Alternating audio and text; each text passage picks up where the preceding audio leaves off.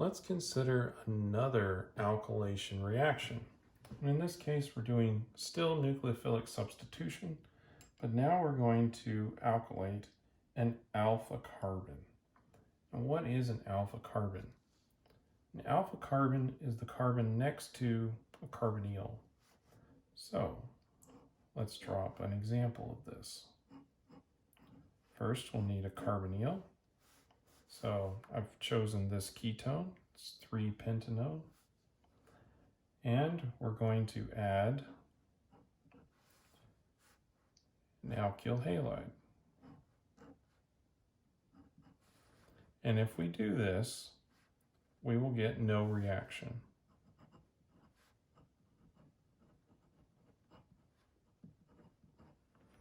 You might be asking, well, why is that? Well, there's hydrogens here, and first we need to use a pretty strong base to remove them. Now, these hydrogens that are right here have a pKa of about 20.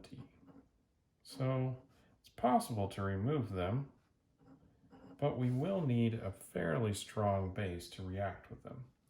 So we'll have to do this reaction in 2 steps.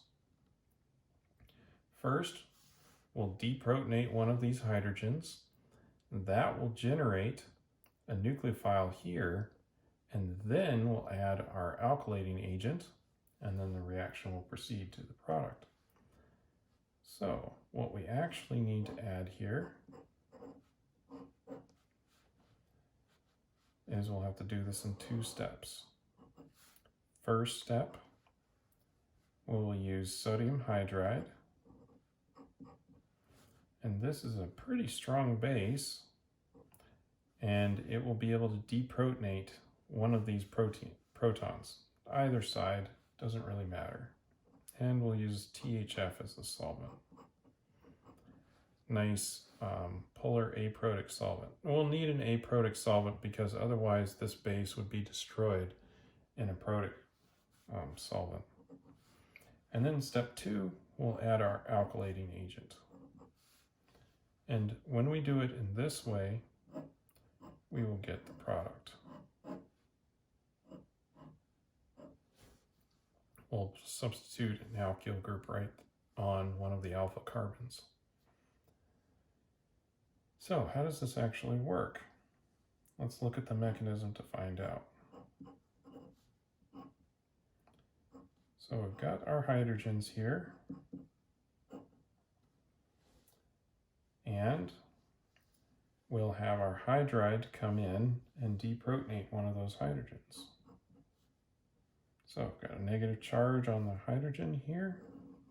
That's going to come in and deprotonate a hydrogen, and the electrons are going to move over to the carbon. This is going to form an enolate anion.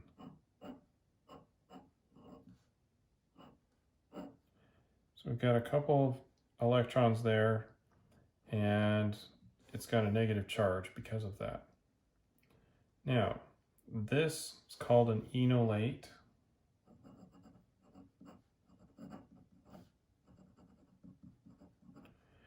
Because there is some resonance stabilization here. So we could move these electrons into that bond and move some electrons out of this double bond here.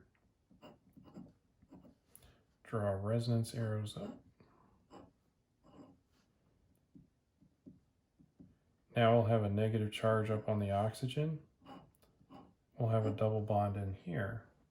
This forms our enolate anion.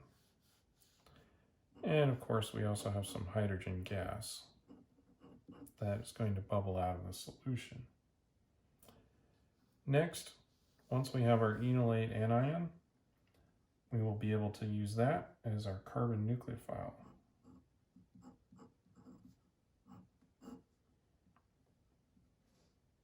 So we've got my negative charge here, and we're just going to have our alkylating agent.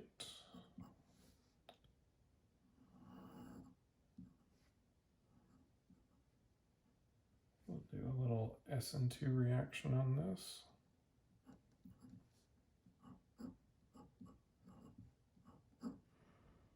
and form our product.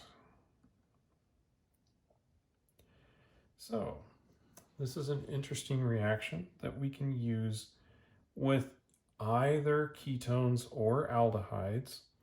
Keep in mind, if we have an aldehyde, it's not taking the aldehyde's proton, it's going to take the alpha carbon's proton. So let me just draw that right here as a little side note. So if we have an aldehyde like butanal, it's going to be these hydrogens that are the reactive species, not this one in this case. So we'll deprotonate here, and then we'll have that enolate anion form, and then we can alkylate on this carbon. So that's a little bit about nucleophilic substitution at the alpha carbon from either a ketone or an aldehyde carbon.